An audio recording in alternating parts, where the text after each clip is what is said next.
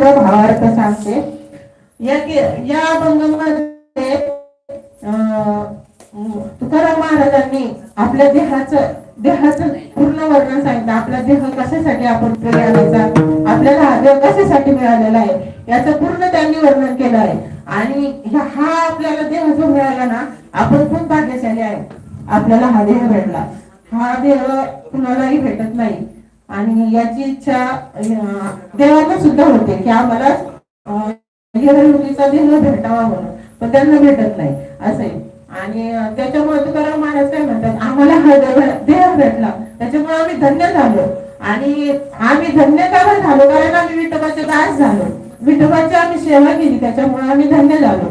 आणि त्याच्या पुढे मी जाऊन तुकाराम महाराज म्हणतात की आयुष्याच्या या साधने, म्हणजे आपल्याला जे साधन भेटलं हे आयुष्य, या आयुष्याचं आपण काय सार करायचं आणि त्याच्यातून आपल्याला कसं ते सच्चिदानंदाची पदवी मिळवायची असं तुकाराम महाराज सांगतात. त्याच्यानंतर तुकाराम महाराज म्हणतात की तुका म्हणे म्हणजे आम्ही ही अशी पावठणी करू की आम्हाला स्वर्गावर आमची निशाणी करता येईल. आम्ही एवढे म्हणजे देवाशी एकरूप होऊ की त्याची आम्हाला स्वर्गावर निशाणी करता येईल असं तुकाराम महाराजांनी सरळ सरळ भावार्थ सांगितलं.